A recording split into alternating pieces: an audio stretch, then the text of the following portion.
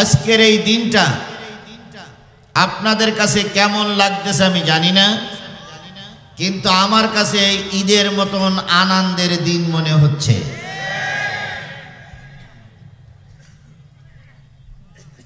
বাংলাদেশের 17 বৎসরের স্বৈরাচারীর ফেরাউনির ছোট বোন, এদেশের সবচেয়ে ফ্যাসিস্ট স্বৈরাচারের জাতি আজকে ফাঁসির রায় শুনেছে।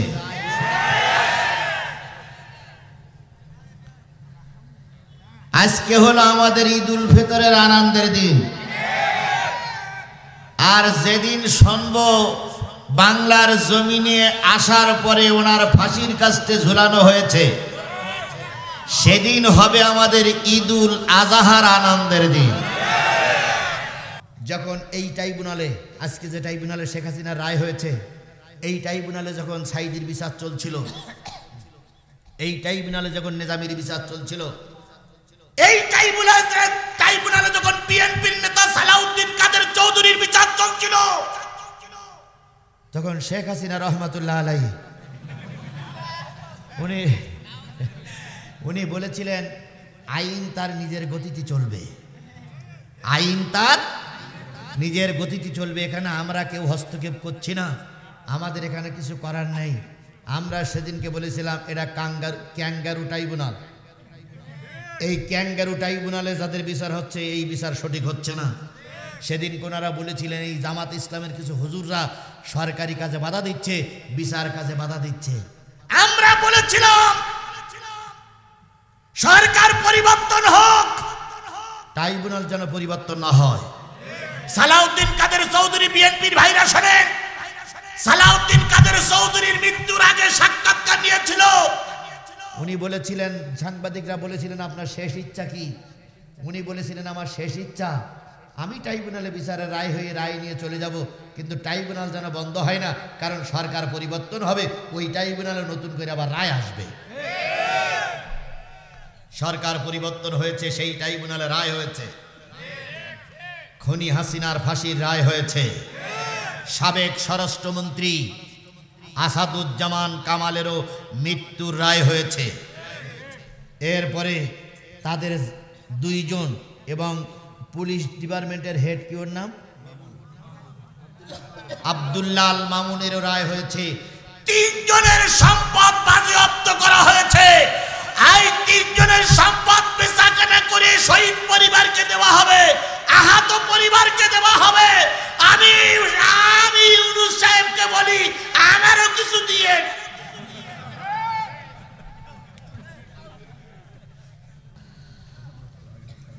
আসসালামু আলাইকুম ওয়া রাহমাতুল্লাহি ওয়া বারাকাতুহু।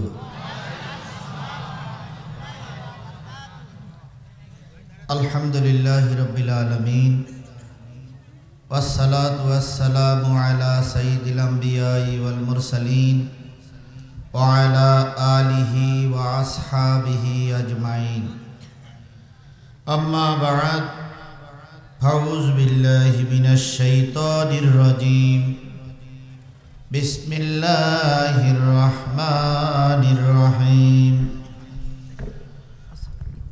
ওয়াইদ ইয়ামকুরু বিকাল্লাযীনা কাফারু লিয়ুসবিতুকা আও ইয়াকতুলুকা আও ইখরিজুকা ওয়া ইয়ামকুরুনা ওয়া ইয়ামকুরুল্লাহ ওয়াল্লাহু খায়রুল মাকিরিন।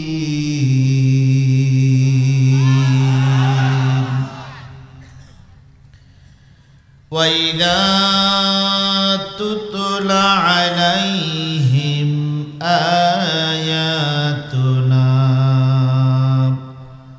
ক্বালু قد سمعنا لو نشاء لقلنا مثل هذا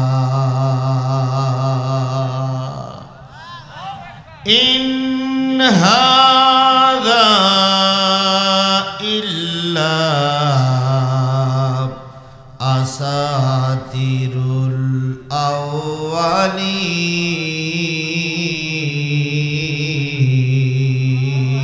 الأولين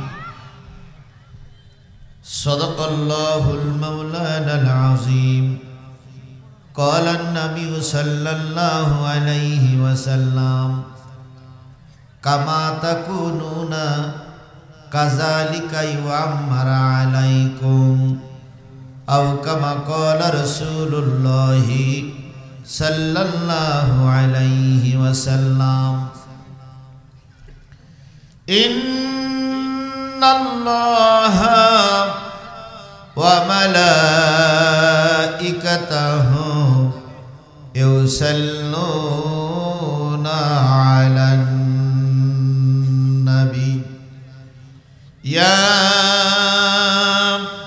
أيها الذين آمنوا صلوا عليه وسلموا تسليما اللهم صل على محمد وعلى آل محمد كما صليت على إبراهيم وعلى آل إبراهيم إنك حميد مجيد اللهم بارك على محمد وعلى آل محمد كما باركت على إبراهيم وعلى آل إبراهيم إنك حميد مجيد لا إله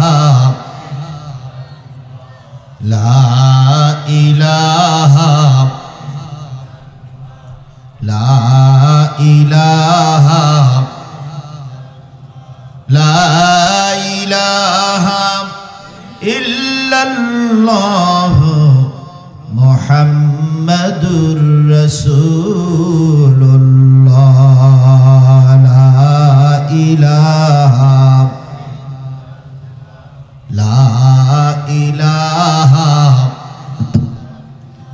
لا إله إلا الله محمدُر সকলে জবান খুলে একসাথে এক বাক্যে বলছি সাল্লাল্লাহু আলাইহি ওয়াসাল্লাম।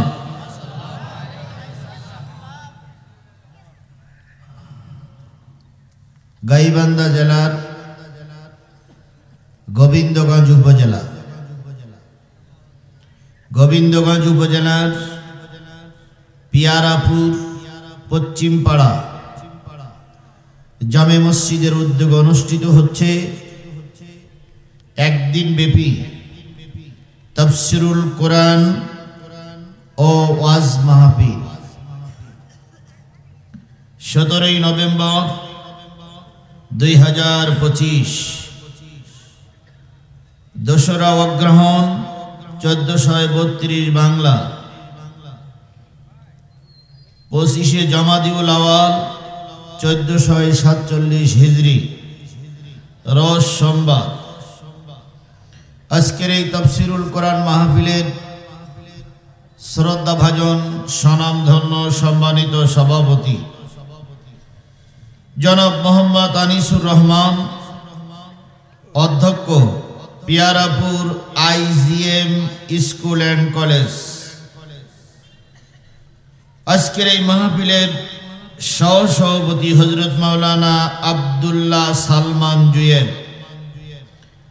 আজকের মাহফিলের সম্মানিত প্রধান অতিথি বিশিষ্ট আলেমে দ্বীন, বিশিষ্ট ইসলামী চিন্তাবিদ হযরত মাওলানা মোহাম্মদ জাহাঙ্গীর কবির, অধ্যক্ষ আয়েজাবাদ মসজিদিয়া কামিল মাদ্রাসা ও চেয়ারম্যান 3 নম্বর শাখার ইউনিয়ন পরিষদ।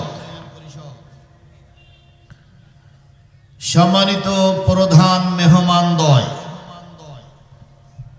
জনাব ডাক্তার মোহাম্মদ আব্দুর রহিম সরকার, বাংলাদেশ জামাত ইসলামী মনোনীত এমপি পদপ্রার্থী, 32 গাইবান্ধা 4 গোবিন্দগঞ্জ।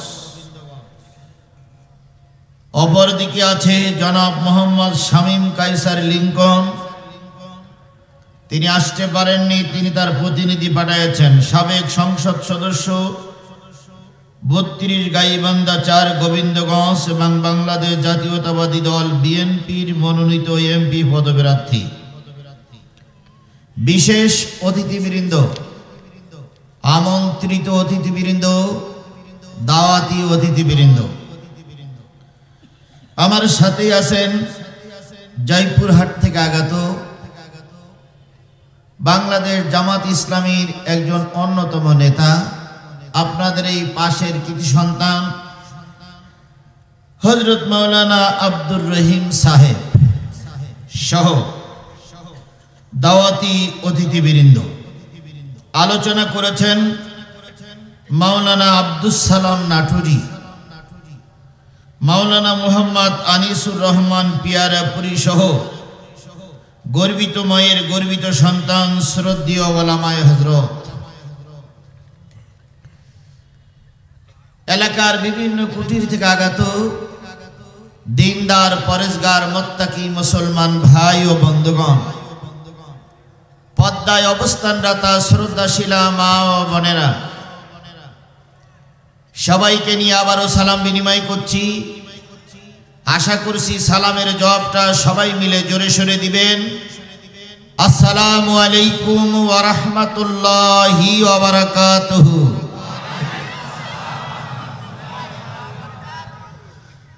আল্লাহ পাকের দরবারে লক্ষ কোটি শুকরিয়া, যিনি আপনাকে আমাকে দুনিয়ার সকল কাজকর্ম পিছনে ফেলে শুধুমাত্র কেবলমাত্র কোরআনের টানে একত্রিত হয়ে কোরআন শোনার, বোঝার, আলোচনা করার একটা পরিবেশ তৈরি করে আজকের এই মাহফিলে উপস্থিত হওয়ার তৌফিক যে আল্লাহ দান করলেন, আমরা সবাই মিলে সে আল্লাহর দরবারে শুকরগুজার হচ্ছি। কারোর জবান বন্ধ থাকবে না, সকলে মিলে বলছি আলহামদুলিল্লাহ। আর একটু জোরে বলুন তো আলহামদুলিল্লাহ। কার শুকরিয়া আদায় করলাম? সারা জীবন যদি আল্লাহর শুকরিয়া আদায় করা যায়, শুকরিয়া আদায় করে শেষ করা যাবে? জোরে বলেন, শেষ করা যাবে? যাবে। আজকের এই দিনটা আপনাদের কাছে কেমন লাগতেছে আমি জানি না, কিন্তু আমার কাছে ঈদের মতন আনন্দের দিন মনে হচ্ছে।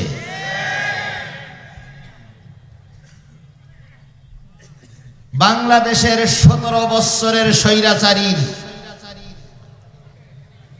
ফেরাউনির ছোট বোন, এদেশের সবচেয়ে ফ্যাসিস্ট স্বৈরাচারের জাতি আজকে ফাঁসির রায় শুনেছে।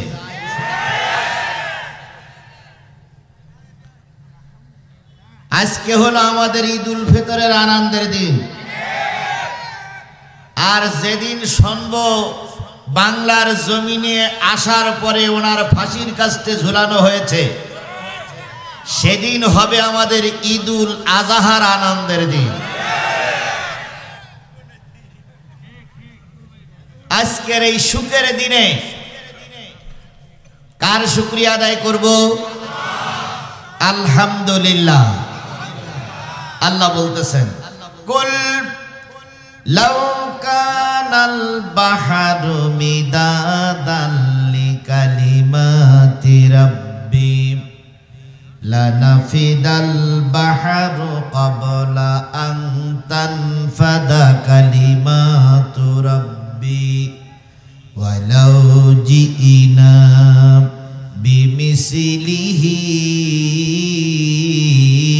মাদাদা।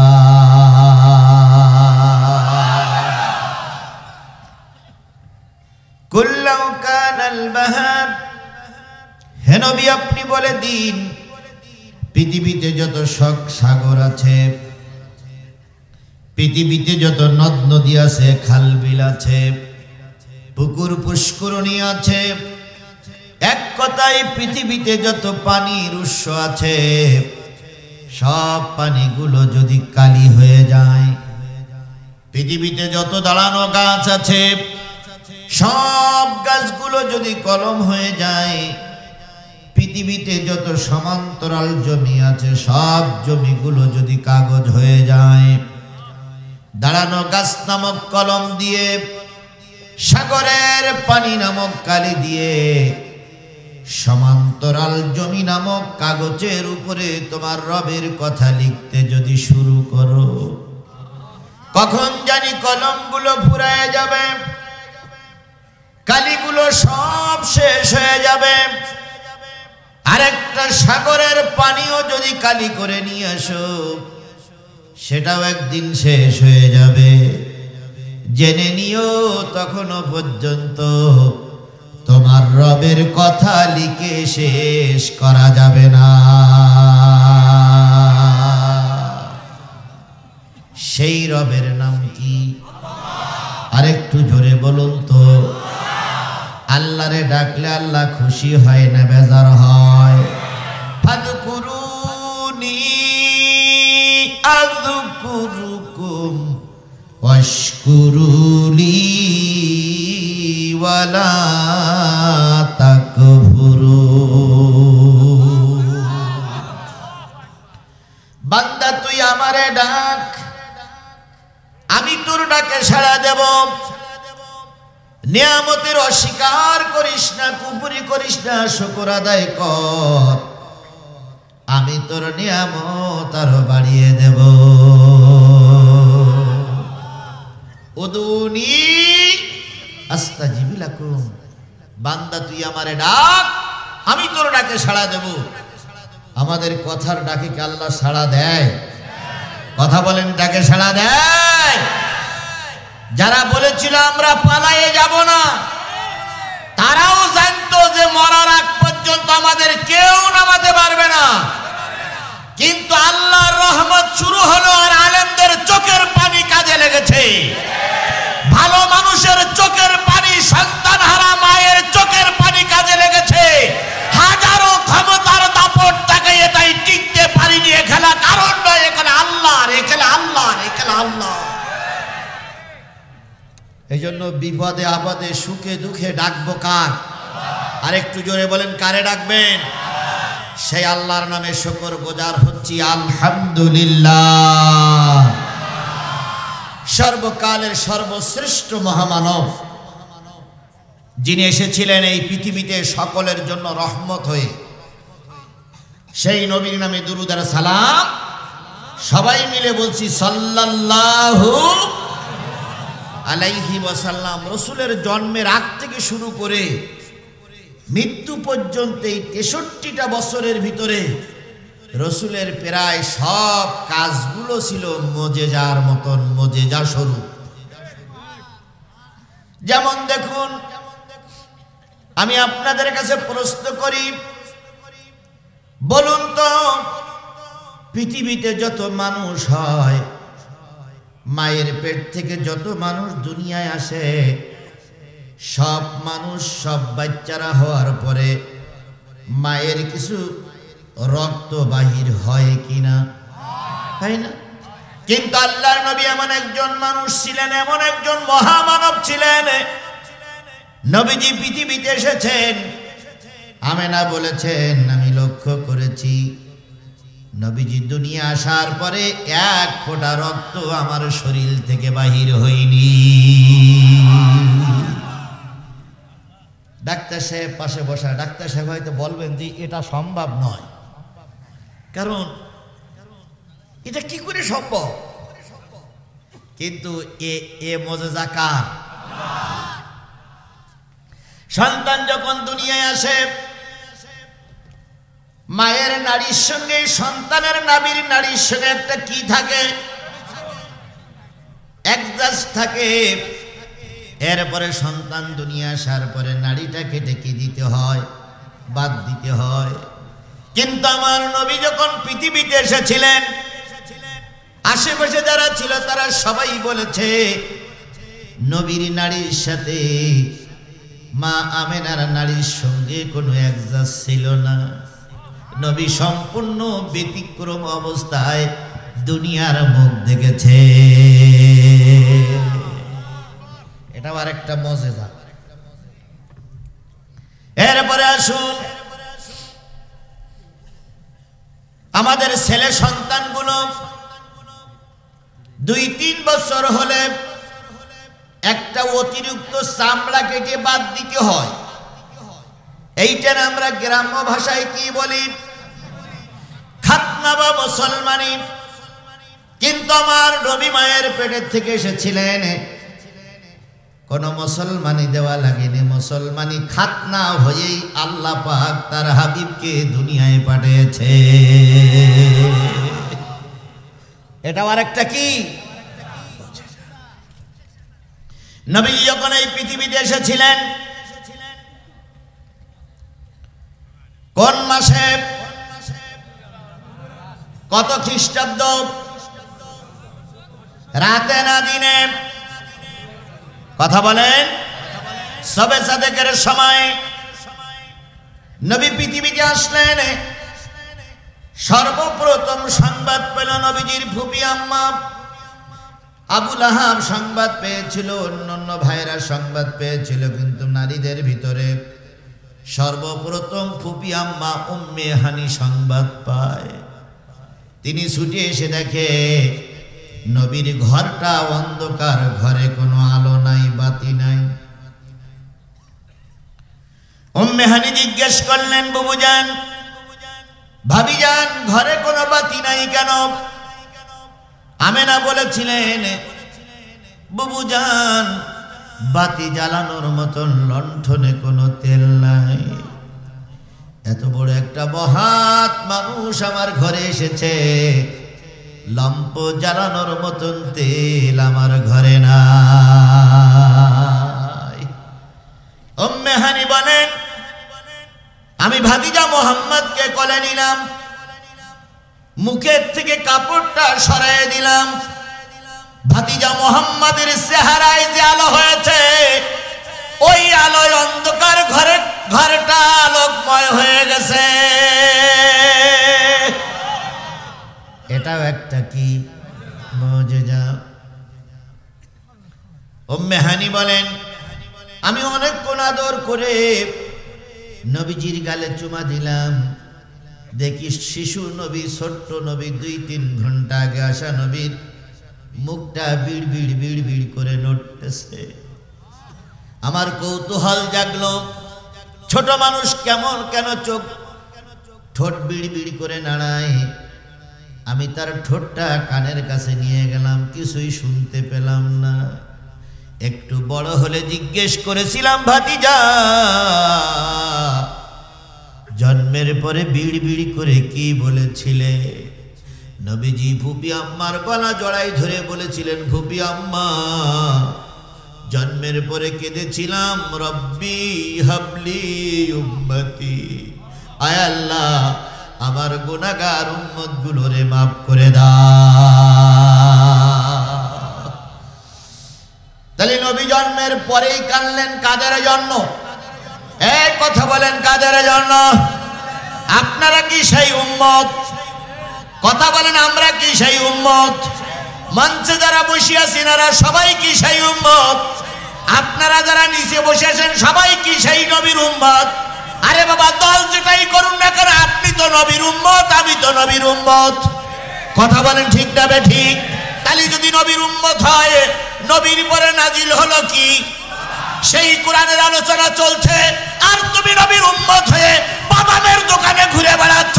বিশ্বাস করো, কিয়ামতের দিন রাসূলের দরবারে মুখ দেখানো যাবে না।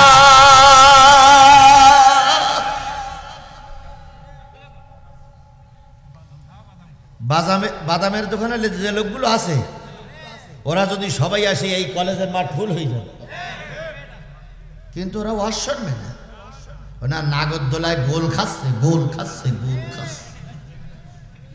ওখান তো সটকে পড়ে যাবি, একবার ডাইরেক্ট জাহান্নামে যেয়ে পড়বি।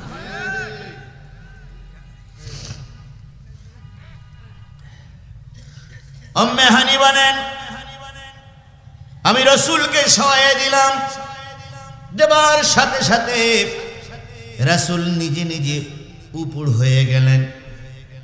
আমিনারে বললাম ধরো না, আমি উম্মে হানিও ধরলাম না। এবার দেখলাম আল্লাহর নবী মাথাটা নিচু করে নিজে নিজে সেজদায় পড়ে গেছে। নবীজি সেজদায় পড়েছিলেন 10-15 মিনিট, সেজদায় পড়ে কেঁদেছিলেন, রব্বি হাবলি উম্মতি, আয় আল্লাহ শেষে আর কোনো নবী আসবে না, আমি হলাম শেষ নবী, আমার গুনাহগার উম্মত গুলোরে মাফ করে দাও। তাহলে নবী জন্মের পরে সেজদায় পড়ে কাঁদলেন কাদের জন্য? আমরা তো সেই উম্মত, কথা বলেন ঠিক না বেঠিক? নবীজি পৃথিবীতে ছিলেন কত বছর? 63 বছর বয়সে আল্লাহ নবী বিদায় হয়ে গেলেন। কোন রোগে? কি রোগ হয়েছিলেন? জ্বর। জ্বরে আক্রান্ত হয়ে আল্লাহ নবী বিদায়ের পথে এক পর্যায়ে বিদায় হয়ে গেলেন। বলুন তো, যেদিন বিদায় হয়ে গেছিলেন সেদিন ছিল কি বার? সোমবার। আল্লাহ নবী সোমবারের দিন মৃত্যুবরণ করলেন। কবরে রাখা হলো কি বারের দিন? কি বার?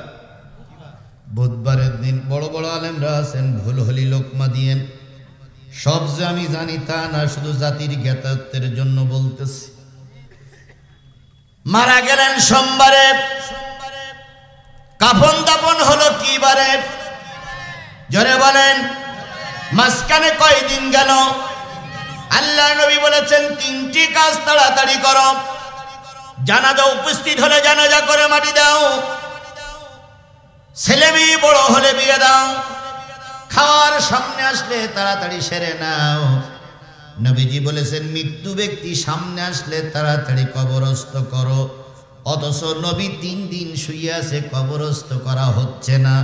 নিঃসন্দেহ সাহাবীরা ভুল করেছিলেন। একজন বলে ঠিক, আর একজন বলে না। তাহলে কোনটা ঠিক? কোন জায়গায় সুবহানাল্লাহ আর কোন জায়গায় আলহামদুলিল্লাহ বলছে বুঝে শুনে বলেন, আন্দাজে বললেন না ভাই। এক বক্তা ওয়াজ করতে গেছে এক এলাকায়, তা যাওয়ার পরে কমিটির বলতেছে আমার কোনো বিষয় টিষয় আস নাই। তো কমিটি বলতে না হুজুর, যেখান তো ওয়াজ করবেন ওটাই আপনার ওয়াজ। তো বক্তা বলতেছে যে মঞ্চে কোনো ভালো আলেম টালেম আছে না? কাছে না, কোনো আলেম নেই, আজকে মঞ্চে কোনো আলেম রাখিনি, আপনার ওয়াজই চলবে। হুজুর বলছে সুবহানাল্লাহ, কারণ মঞ্চে আলেম থাকলে ওয়াজ করার সমস্যা খুব। তো বলতেছে ঠিক আছে। মঞ্চে উঠে তাকাই তাকাই দেখলো কোনো আলেম নাই। এবার বলতেছে ভাই, আমি আজকে এমন একটা ওয়াজ করবো যা আপনার বাবার 14 গোষ্ঠীর আমলে কেউ কোনোদিন শুনিনি। তো জনগণ বলছে কি ওয়াজ? কয় সাংঘাতিক ওয়াজ। কয় কি ওয়াজ? কয় দারুণ ওয়াজ। তা কি? বলতে আমি একবার আফ্রিকার জঙ্গলে গেছিলাম, যেয়ে দেখলাম এমন এক গাছ, যেই গাছের পাতা যদি পানিতে পড়ে সাথে সাথে কুমির হয়ে যায়। যারে পায় তারে খায়, যারে পায় তারে খায়, যারে পায় তারে খায়। শ্রোতা বলছে সুবহানাল্লাহ। তখন বক্তা বলছে আর একটু বলি, তারপরে উত্তর দিও। ওই গাছের পাতা যদি ডেঙায় পড়ে, পড়ার সাথে সাথে বাঘ হয়ে যায়, যারে পায় তারে খায়, যারে পায় তারে খায়। একদল শ্রোতা বলছে আলহামদুলিল্লাহ। এবার বক্তা বলতেছে আমি ওই ওয়াজই করবো আজকে, যা তোমরা বাবার জন্মে কোনোদিন শুনোনি। শ্রোতা বলছে ঠিক আছে, ওই ওয়াজই তো শুনতে চাই। হঠাৎ করে একজন বাম পাশে খুঁটি হেলান্দে বসেছিলেন একজন আলেম ব্যক্তি, তিনি বলতেছে হুজুর,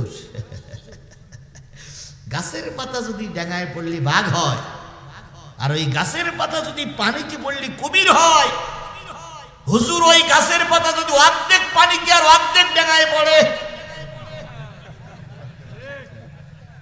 তাহলে কি হবে? হুজুর তখন কমিটির সভাপতির ডেকে বলতেছে, আমি বললাম যে আলেম নেই তো, আছে, তোমরা তো বললে নেই, এই যে লোকমা দেওয়া লোক আছে। আখিরু দাওয়ানা আলহামদুলিল্লাহি রাব্বিল আলামিন, আসসালামু আলাইকুম। এখানে আর ওয়াজ হবে না, সামনে অমুক জায়গায় ওয়াজ হবে, সেদিন যেই লোকমা দেওয়া লোক থাকলে ওয়াজের কায়দা একরকম হয়, আর লোকমা দেওয়া লোক না থাকলে ওয়াজের কায়দা আর একরকম হয়। এই জন্য সুবহানাল্লাহ কোন জায়গায় বলতে আর আলহামদুলিল্লাহ কোন জায়গায় বুঝে শুনিয়ে বলি না, আন্দাজে সুবহানাল্লাহ বলি। আল্লাহ নবী তিনটি কাজ করার জন্য বলেছেন। মানুষ মারা গেলে তাড়াতাড়ি কি করো, এরপরে ছেলে মেয়ে বিয়ে বড় হয়ে গেলে তাড়াতাড়ি কি দাও, এরপরে খাদ্য সামনে আসলে তাড়াতাড়ি সেরে নাও। সেই নবী দুনিয়ার পরে কয়দিন কবরে রাখা হচ্ছে না, কেন রাখা হচ্ছে না?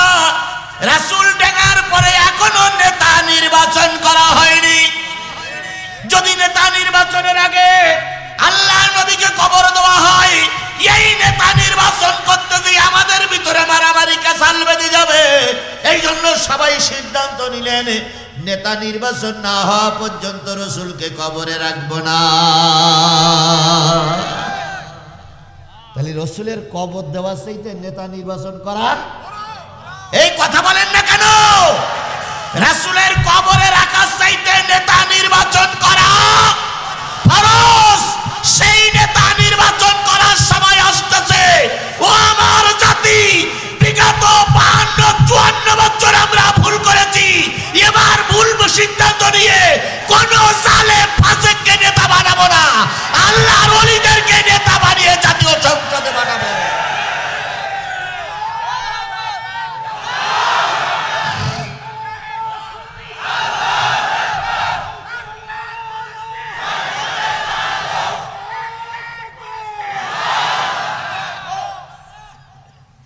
কারে বানাবেন ওটা আপনাদের ব্যাপার, আমি এখানকার ভোটার না, আর আমি ভোটে দাঁড়াবো বলে আমার মনে হয় না। ভোট দেবেন আপনারা। তবে এবার যদি ভুল সিদ্ধান্ত নেন, আরো 100 বছর মারি খাওয়া লাগবে, 100 বছর আরো মারি খাওয়া লাগবে। সুতরাং আগের থেকে চিন্তা ভাবনা করে বলে কয়ে সিদ্ধান্ত নিতে হবে। কোন অবস্থায় ভুল সিদ্ধান্ত এবার আর নেওয়া যাবে না, যাবে যাবে না।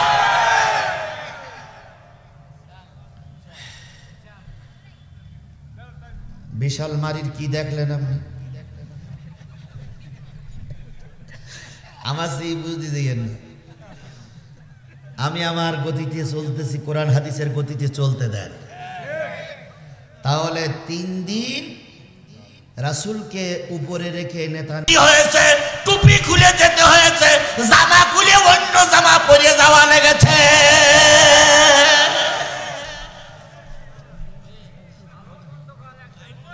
আলো বন্ধ করা লেগেছে।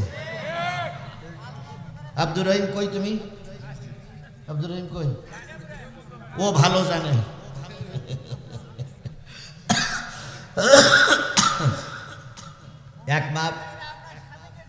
এক মাহফিলে বলতেছে, ভাই এই পুরুষের ভিতর যাতে গেলে সাদা পোশাকে ডিবি পুলিশ সব রয়েছে, তা আপনি মহিলা প্যান্ডেলের ভিতর ঢোকেন।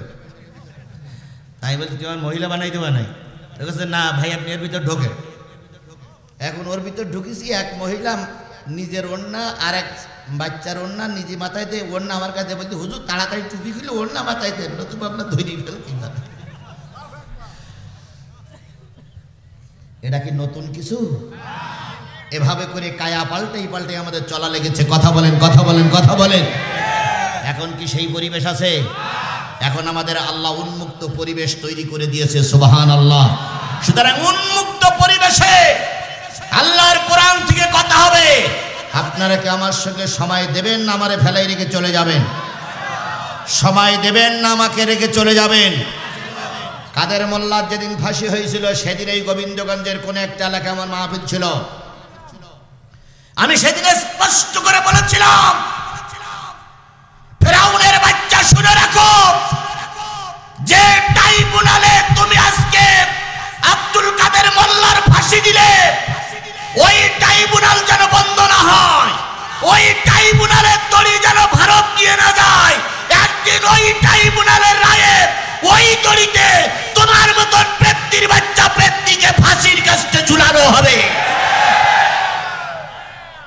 আল্লাহ সেদিন দোয়া কবুল করেছিল কিনা আমি জানি না। আজকে আমরা খুশি হয়েছি, সেই কথাটা আল্লাহ কবুল করে আজকে রায় আমরা শুনেছি। সুতরাং আপনারা কোরআনের পক্ষে না বিপক্ষে? জোরে বলেন, পক্ষে না বিপক্ষে? বিএনপির ভাইরা মঞ্চে আছেন, জামাতের ভাইরা মঞ্চে আছেন, দুই পার্টি মামলা খাওয়া পার্টি, দুই পার্টি জেল খাওয়া পার্টি, দুই পার্টির চাকরি বাকরি ব্যবসা নষ্ট হওয়া পার্টি। সুতরাং আমরা একে অপরের শত্রু নয়, আমরা একে অপরের বন্ধু হয়ে আগামী দেশ গড়ার জন্য একে অপরের সহযোগিতা করব। যদি এখান থেকে লিংকন ভাই যদি এমপি হয় আর জনগণ যদি তারা সাপোর্ট করে, আমরা সবাই তাকে স্বাগত জানাবো। আর যদি আল্লাহ দয়া করে বৃহত্তর ইসলামী আন্দোলন বাংলাদেশ জামাত ইসলামের মনোনীত পদপ্রার্থী দরদি মানুষ, জনগণের সুখে দুঃখের কান্ডারি আমার প্রিয় ভাই ডাক্তার আব্দুর রহিমকে যদি আল্লাহ এখানে পাশ করায়, আমরা ফুলের মালা দিয়ে তাকে আলিঙ্গন করব। আমরা একে অপরের শত্রু নয়, একে অপরের বন্ধু হয়ে এই উপজেলাটা সুন্দর করে গড়ে তুলব ইনশাআল্লাহ। তাহলে আজকের এই মাহফিলের শেষ মোনাজাত পর্যন্ত যারা থাকবে তারা কোরআনের বন্ধু, তারা আমার বন্ধু। যদি চলে যায় তাহলে বুঝতে হবে না কোরআনের শত্রু, আমার শত্রু, ধর্মের শত্রু, মসজিদের শত্রু, বাচ্চাদের শত্রু, ইসলামী আন্দোলনের শত্রু। ওরা ফ্যাসিস্টের দোসর, এই জন্য ওরা চলে যাচ্ছে না, চলে থাকতেছে না। সুতরাং শেষ মোনাজাত পর্যন্ত থাকতে হবে। কারা কারা রাজি আছেন একটু হাত তুলে দেখান তো, দেখেন তো পাশে কেটা কেটা হাত তুলিনি।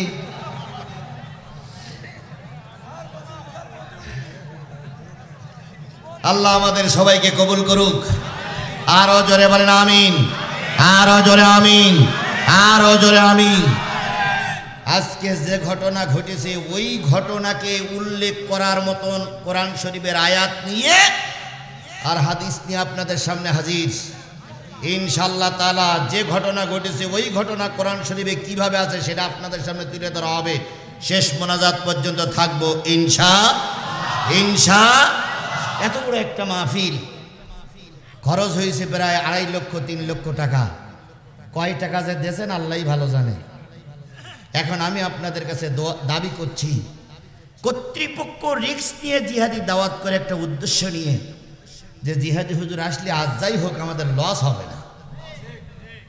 এখন এই মাহফিল করে যদি 1 লাখ টাকা লস থাকে তাহলে মসজিদের কাজ বন্ধ হবে।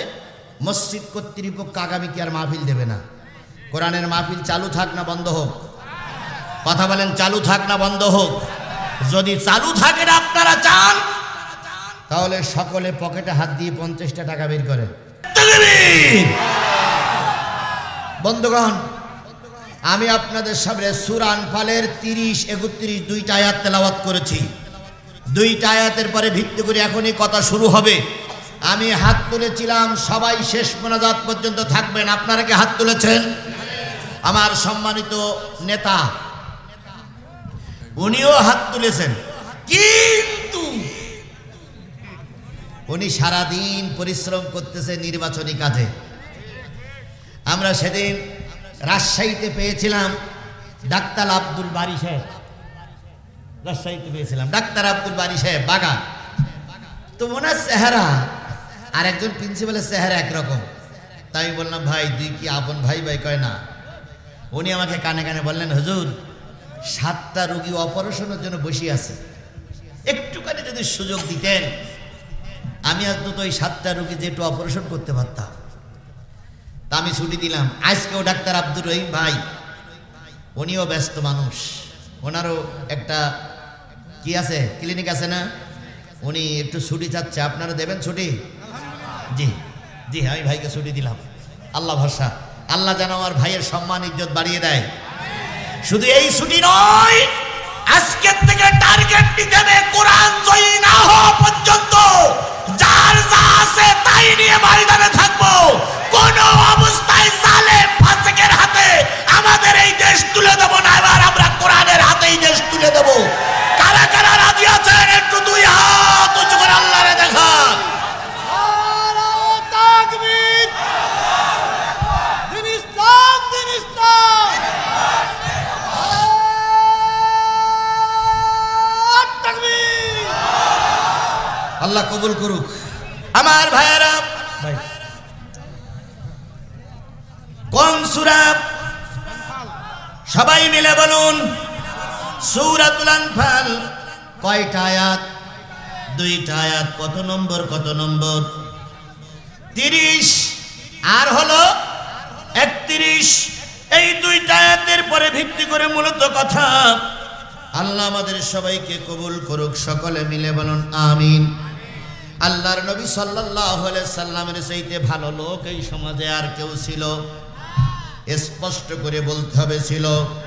আল্লাহ তার নবী সম্পর্কে নিজেই বলেছেন, ওয়ামা আরসালনাকা ইল্লা রাহমাতাল লিল আলামিন।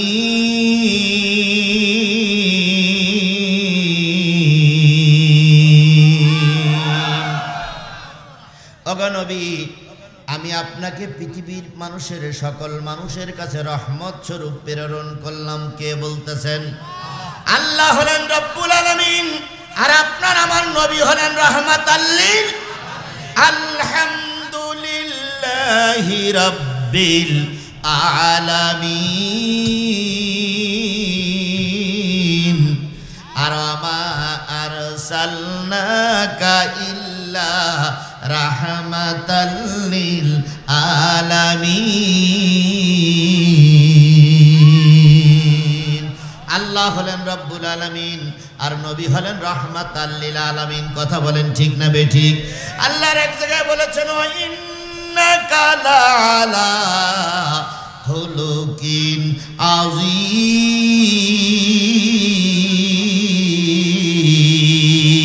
আযীম। ওগো নবী, আমি আপনাকে উত্তম চরিত্রের অধিকারী বানিয়ে পাঠিয়েছি। সেই নবী যখন কালেমার দাওয়াত দেননি, তখন মানুষের কাছে ছিল প্রিয়, অধিক প্রিয়।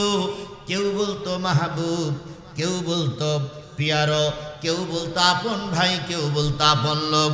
ওই নবী যখন কালেমার দাওয়াত দেওয়া শুরু করলো, আপন লোকের কাছে নবী পর হয়ে গেল। রাস্তায় নামলে গালিগালাজ করে, রাস্তায় নামলে ইট পাটকেল মারে, রাস্তায় নামলে গলায় গামছা দিয়ে টানে, রাস্তায় নামলে গলায় দড়ি দিয়ে পেঁচাইয়ে রাসূলকে অপমান অপদস্থ করে। আল্লাহর নবী এক পর্যায়ে একা হয়ে গেলেন, পাশে তার কেউ নাই। নবী একদিন কাবার গেলাপ ধরে কাঁদলেন, মালিক, যদি আমাকে এই কালেমার দাওয়াত মানুষের কাছে প্রচার করতে হয়, দুই ওমরের এক ওমরকে মুসলমান বানায়া দাও। কয় ওমর? আরো জোরে বলেন। দুই ওমরের নাম আপনারা জানেন। একজন হলো আবু জেহেল, আর একজন হলো ওমর ইবনে খাত্তাব। পরের দিন দেখা গেল ওমর ফারুক রাদিয়াল্লাহু তাআলা রাসূলকে হত্যা করতে এসেছে। নবীজি সংবাদ শুনে বললেন, পথ ছেড়ে দাও। আজকে কালকে আমি কাবার গেলাপ ধরে কেঁদেছি, মালিক আমার দোয়া কবুল করেছে। তাহলে বোঝা গেল নবীদের দোয়া, ওলিদের দোয়া আল্লাহ ফিরায়ে। আরো জোরে বলেন ফিরায়ে। আমাদের বাংলাদেশে যতগুলো আলেম ছিল, যতগুলো হাক্কানি পীর ছিল, আমি মনে করি সবচেয়ে বড় পীর হলো আল্লামা সাঈদী। এর চাইতে বড় পীর বাংলার জমিনে আর জন্ম হয়েছে বলে মনে হয় না। তিনি যে কটা ভবিষ্যৎবাণী করেছেন সব কটা কবুল হয়েছে না হয়নি? এই কথা বলেন, কবুল হয়েছে না হয়নি? তিনি বলেছিলেন, আলেমদের উপর অত্যাচার বন্ধ করো, এমন সময় আসবে পালানোর জন্য ইঁদুরের গর্ত খুঁজে পাবা। তাই হয়েছে না হয়নি? এই কথা বলেন, তাই হয়েছে না হয়নি? তিনি বলেছিলেন, যেই দেশে আলেমদের রক্ত পড়ে ওই দেশে কোরআনের রাজ কায়েম হয়। আমি স্বপ্ন দেখতেছি বাংলার জমিনে কোরআনের রাজ কায়েম হবে। কার কথা বলেন তো? সাইদি সাহেবের কথা। আমি এখন গোটা বাংলাদেশ তাফসীর করার জন্য সফর করে যা বুঝতেছি, যে অবস্থা আছে এই অবস্থা যদি ঠিক থাকে, গোবিন্দগঞ্জের মুসলমানেরা লিখে রাখো, আগামী দেশ হবে কোরআনের দেশ।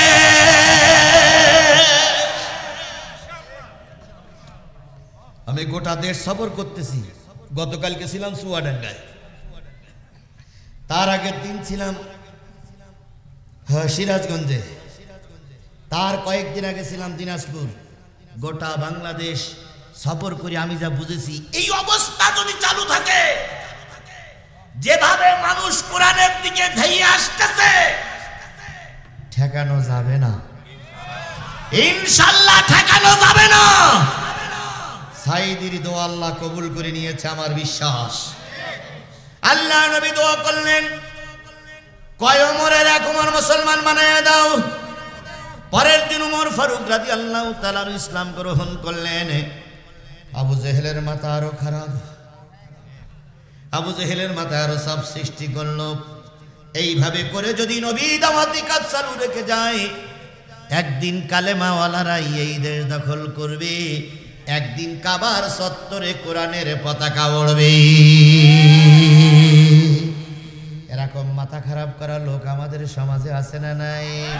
তারা বুঝতেছে, তারা লাইন দেখে মনে মনে ভাবতেছে, এই অবস্থা যদি চালু থাকে, হুজুররা যদি এইভাবে দাওয়াতি কাজ চালু রেখে দেয়, আগামীতে কোরআনের রাজ কায়েম হয়ে যাবে। এই জন্য সালে বলে কলে কৌশলে বিভিন্ন সন্ধি ফেকের করে কোরআনের মাহফিলগুলো, কোরআনের কথাগুলো বন্ধ করার জন্য একদল ভিতরে ভিতরে কাজ করছে। আবু জাহেলের মাথায় বজ্রাঘাত হলো। আবু জাহেল দারুণ চেষ্টা করে যখন ফয়সালা করতে পারছিলেন না, হঠাৎ করে রাজপথে নবীর সঙ্গে দেখা। আল্লাহর নবী দাওয়াতি কাজ করে আসতেছে, আর আবু জাহেলও বাড়ি ফিরতেছে। এবার নবীজির সঙ্গে দেখা। ভাই ভাতিজা মোহাম্মদ, জি চাচা, তোমারে না বললাম কালেমার দাওয়াত দিও না, শোনো না কে? নবীজি চুপ করে আছে। তোমারে না নারীর লোভ দেখালাম, চুপ করে আছে। তোমারে না বললাম এই কালেমার দেওয়ার দরকার নেই। তুমি আর আমি সরকার গঠন করি, তোমার অর্ধেক আমার অর্ধেক। শুনলে না? তুই পাইছোটা কি? বাপ দাদার ধর্মে বাদ দিয়ে তুমি নতুন ধর্ম আবিষ্কার করেছো, পাইছোটা কি?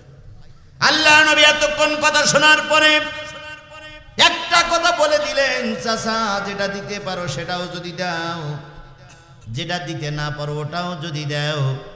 ওই আকাশের চাঁদ আর ওই আকাশের সূর্য যদি আমার হাতে তুলে দাও, 3.5 হাত বডির ভিতরে যতক্ষণ পর্যন্ত রুহু আছে, ততক্ষণ কালেমার দাওয়াত বন্ধ করব না। এ কথা শোনার পরে জালেম ফাসেকরা মনে হয় শুধু চা খাবে আর আপনার জন্য দোয়া করবে। এই কথা বলেন, দোয়া করবে। খেপে গেল আবু জাহেল।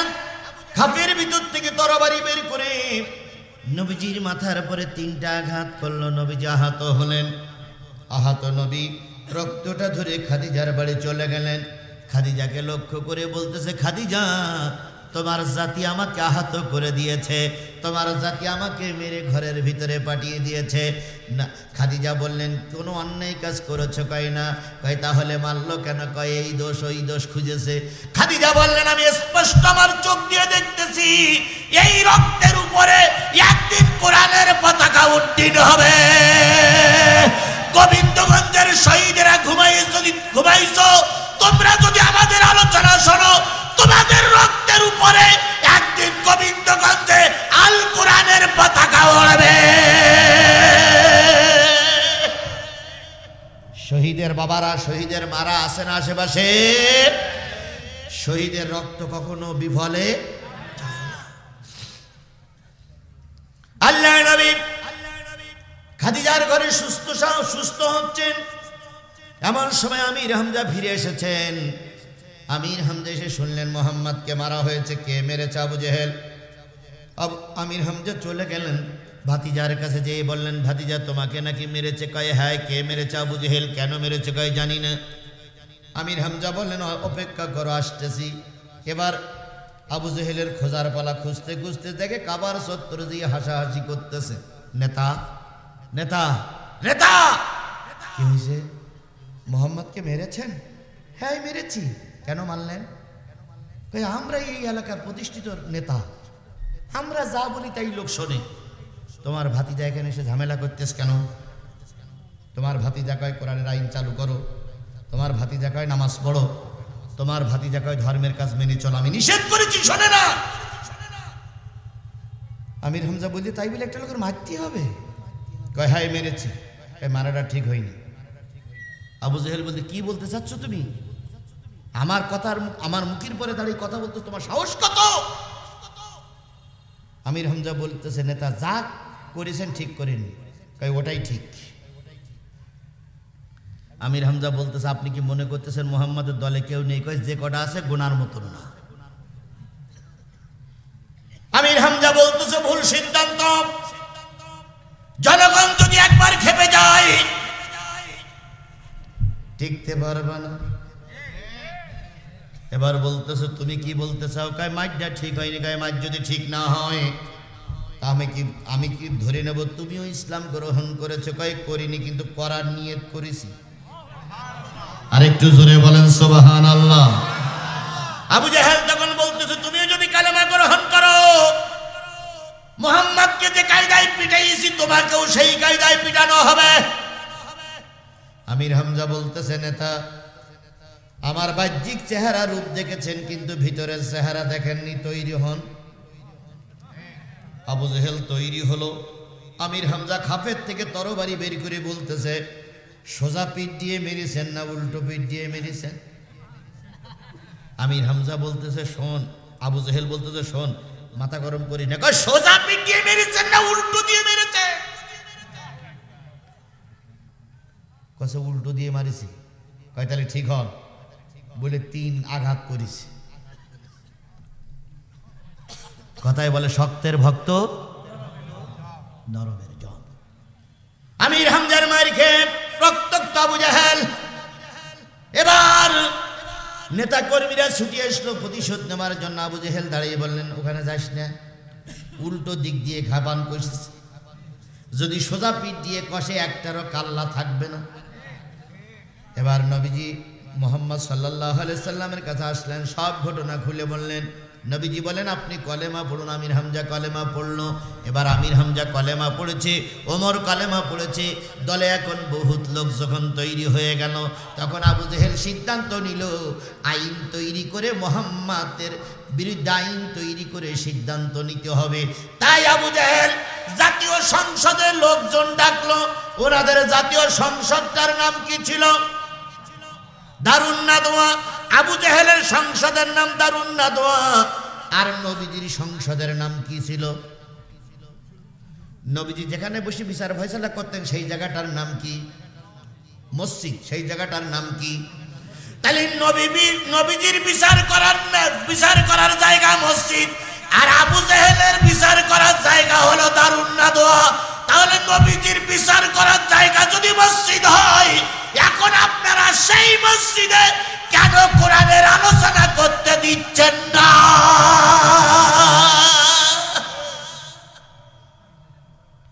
কয় মসজিদে কি হবে? এত লোক কেন? কয় দর্শ হবে। কয় আমাদের মসজিদে দর্শ পালন করা হবে না, আমাদের মসজিদে কোনো লোক ঢুকতে পারবে না, ওই সমস্ত কথাবার্তা শুনবো না। আপনারা কোরআনের দর্শ বন্ধ করে নবীর আলোচনাই বন্ধ করেছেন আপনারা। দারুন নাদওয়ায় ওরা হাজির হবে। 40 জন সদস্য এক জায়গায় হলো। আবু জেহেল আবু সুফিয়ান যাচ্ছে, হঠাৎ করে এক মুরব্বির সঙ্গে দেখা। কার সঙ্গে দেখা? আরো জোরে বলেন, কার সঙ্গে দেখা? মুরব্বি আবু জেহেলের দিকে সালাম দিয়েছে, সালাম। আবু জেহেল কাছে, আপনারা চিনতে পারলাম না। আমি হলাম এই এলাকার সবচেয়ে বড় মুরব্বি। এই এলাকার সবচেয়ে কি বড় মুরব্বি। আপনার বাড়ি কোথায়, কি বৃত্তান্ত? আরে বেটা, আমার বয়স আদমের চাইতে বেশি। তাহলে আদমের চাইতে বেশি বড় মুরব্বি ও কে বলেন তো? শয়তান। আবু জেহেলের বলতেছে টেনশন করো না, তুমিও যে কাজে যাচ্ছ আমি ওই কাজে বুদ্ধি দেওয়ার জন্য আমিও যাচ্ছি। তার মানে মোহাম্মদকে মারার ফন্দি করতেছে, এই ফন্দিতে এই বড় মুরব্বিও আছে। আমি একটা উদাহরণ প্রায় জায়গায় দিচ্ছি। 16 বছর 2 বিড়াল কিছুই খায় না। কয় বছর? ধুই ধুই করতেছে, মানে মরি যাব ভাব। তা হঠাৎ করে 2 বিড়াল 16 বছর পরে যে কোনো কায়দায় এক কান শুকনো রুটি ম্যানেজ করিস। কয় বিড়াল? কয় বছর পরে? 16 বছর। এখন বিড়ালের ভিতরে একজন বড় আর একজন একটু ছোট। তো ছোট বিড়ালটা বলতেছে ভাই তুই বড়, রুটি এক কান ম্যানেজ হইলো কয় বছর পর? 16 বছর পর। তা চল তুই ভাগ করে আমার একটু কম দিস, কিন্তু একবার মাহরুম করিস না, চল ভাগ করি। তো বড় বিড়াল আর ছোট বিড়াল দুইজন যুক্তি করে বলতেছে গ্রামে যদি ভাগ করি তাহলে আর একটা বিড়াল এসে ভাগ বসাইতে পারে। তো ওসি চল মাঠে যাই। তো মাঠে এক বড় বট গাছ, বটতলায় যাইয়ে ছোট বিড়াল বলতেছে ভাই তুই বড়, তোর মাথা বড়, তোর বডি বড়, তোর শরীর বড়, তোর ডাক বড়, তোর হাত বড়, তুই ভাগ কর। তো বড় বিড়াল বলতে সমান সমান করব না কম বেশি করব? ছোট বিড়াল বলতে ওটা তোর মর্জি, কারণ এই 16 বছর কিন্তু তুইও না খেয়েছিলি আমিও না খেয়েছিলাম, তুইও খাদ্য জোগাড় করার জন্য চেষ্টা করেছিস আমিও জোগাড় করেছি, কিন্তু ম্যানেজ হয়নি। এখন যে কোনো কায়দায় 16 বছর পরে জোগাড় করেছি, তুই যা করিস কর।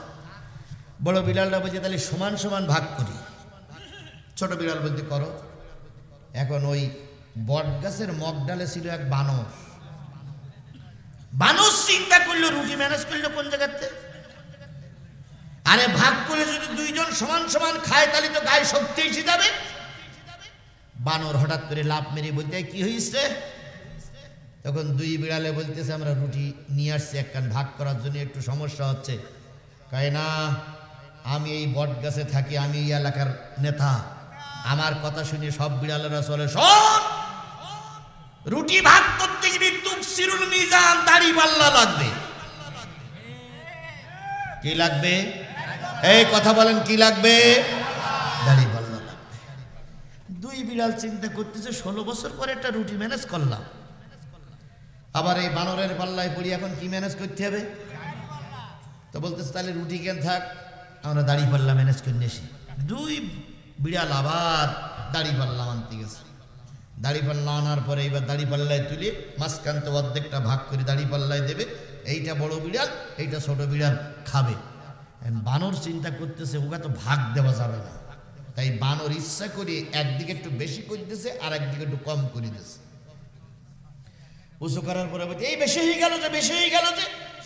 এখন যেদিক বেশি হয়ে গেছে সেদিকটা একটু খাওয়ার দরকার, যতটুকু তার একটু বেশি করে খেয়েছে, খেয়ে আবার উঁচু করেছে, ওই দিক বেশি হয়ে গেছে। এই বেশি হয়ে গেল, বেশি হয়ে গেল, ওদিকটা একটু বেশি করে খেয়েছে, এবার এদিক বেশি হয়ে গেছে। এইভাবে করতে করতে বারানা খাওয়া শেষ। কার? এই কথা বলেন কার? আর 2 বিড়াল তাকাই তাকাই ভাগ করা দেখতেছে। শেষ পর্যন্ত বারানা যখন ভাগ করা হয়ে গেছে, খাওয়া হয়ে গেছে, তখন ছোট বিড়াল বলতেছে বড় ভাই ভাগ কি বানরে করবে না আমরা করব? বানরের হাতে ভাগ দিয়ে বারানা খাওয়া শেষ। আর দুবার যদি দাড়ি পাল্লায় তুলতে পারে আমাদের ভাগে আর কিছু। 2 জন রেডি হয় বানরের মুখে লাথি মারতে। বানরের মুখে লাথি মেরে বলতে বানর তুমি যেখানে ছিলে সেখানে যাও, রুটি ম্যানেজ করেছি, আমরা ভাগ করবো, আমরা মাঝখানে কোনো বানর ডাকবো না। আমার কথা আপনারা কত দূর বুঝেছেন তা আমি জানি না। 16টা বছর আন্দোলন করে, 16টা বছর মার খেয়ে, 16টা বছর মামলা খেটে বাংলাদেশ জামাত ইসলামী এবং বাংলাদেশ জাতীয়তাবাদী দল বিএনপি দেশ নামক রুটিটা ম্যানেজ করেছে যে কায়দায় হোক। এই দেশের ব্যাপারে আমরাই 2 জনেরা সিদ্ধান্ত নেব। এই সিদ্ধান্ত নেওয়ার জন্য বানর নামক ভারতকে আমরা ডেকে আনবো না। বানর নামক ভারত যদি যদি আমাদের মাঝখানে এসে যায়, আমাদের দেশের সম্পদ সব এই বানর নামক এই ভারত সব খেয়ে ফেলবে। এই জন্য ভাগ বাটারা আমরা করব না, অন্য লোকে ডেকে নিয়ে আসবো। আমরা করব না, অন্য লোকে ডেকে নিয়ে আসবো। সুতরাং দল সবার কাছে এক একটা থাকতে পারে, কিন্তু দেশ আমাদের সকলের। দেশের ব্যাপারে কোনো খারাপ সিদ্ধান্ত নিয়ে আমরা এক পাও অগ্রসর হব না। আবু জেহেল যাচ্ছে দারুন নাদওয়ায় মুহাম্মদকে মারার জন্য। বড় মুরব্বী বলতেছে আমিও যাব। চলে গেল, সবাই বসে গেল দারুন নাদওয়ার সিটিং। দারুন নাদওয়ার সিটিং এ সিদ্ধান্ত হচ্ছে মুহাম্মদ আমাদের পরে মাথার উপরে দাঁড়িয়ে যাচ্ছে, কালেমার দাওয়াত নিয়ে বিশাল ব্যস্ত হয়ে পড়েছে। কিভাবে করে মুহাম্মদকে ঠকানো যায়, খাটো করা যায়, কেউ কারোর কথা শোনে না। এবার কেউ কেউ বলতেছে মুহাম্মদকে কোমরে বেঁধে রাখো, কোমরে বেঁধে রাখো, কোমরে বেঁধে ঘরের ভিতরে আটকায় রাখো। কেউ বলতেছে বের করে দাও। ওরা ওইখানে যে আলোচনাগুলো করেছিল সেই আলোচনাগুলো আজকে কোরআন শরীফে আসছে। কোন পারা না কোন সূরা, কত নম্বর আয়াত? এবার আসুন আমরা যাচ্ছি। ইয ইয়ামকুরু বিকাল্লাযীনা কাফারু লিইসবিতুকা আও ইয়াকতুলুকা আও ইখরিজুকা ওয়া ইয়ামকুরুনা ওয়া ইয়ামকুরুল্লাহ।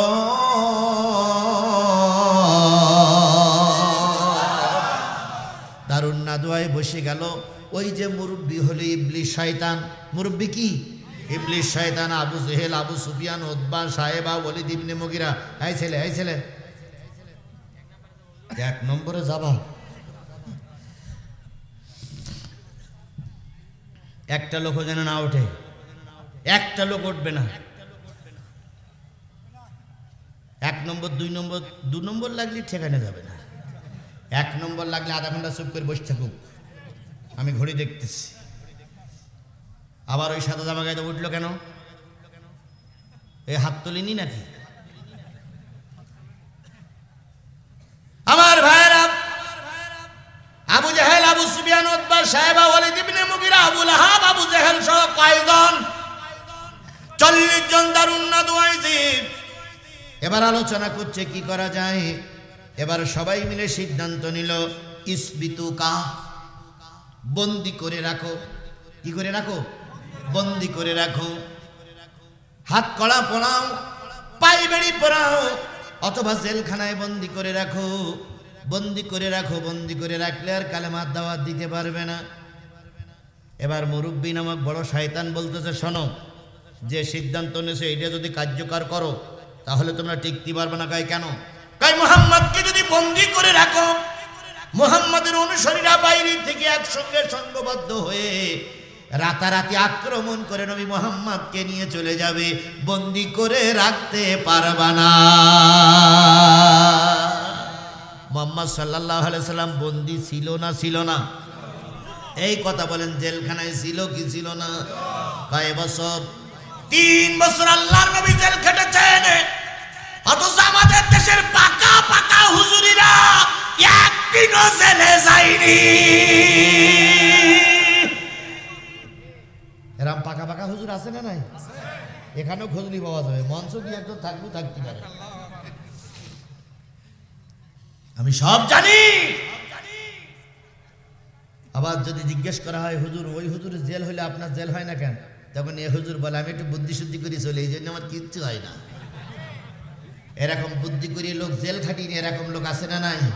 তুমি নায়েবে নবী, আল্লাহ নবী জেলে ছিল, তোমাকেও জেল কাটা লাগবে যদি নবীর পথে চলো। নবী 3 বছর জেল কাটলেন। আজকের জেলে পানি পাওয়া যায়, আজকের জেলে খাদ্য পাওয়া যায়, আজকের জেলের ভিতরে রকমারি খাবার পাওয়া যায়।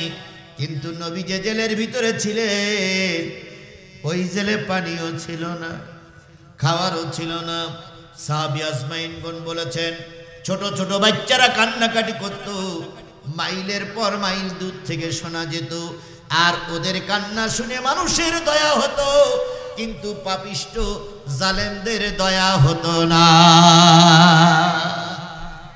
আজকে আপনারা শেখ হাসিনার ফাঁসি রায় হয়েছে, কিছু লোকের মন খারাপ। কিছু লোকের মন খারাপ না? আসলে মার কষ্ট হলে ছেলেদের মন খারাপ লাগে, এমনি লাগে। মার এখন ফাঁসি হয়ে গেছে, সন্তানদের মনে একটু খারাপ লাগাটাই স্বাভাবিক। কিন্তু ও সন্তান, একবার হিসেব করে দেখো, তুমি যে মার জন্য এত কিছু করলে, ওই মা পালিয়ে গেল, একবারও তোমার কথা ভাবলো না।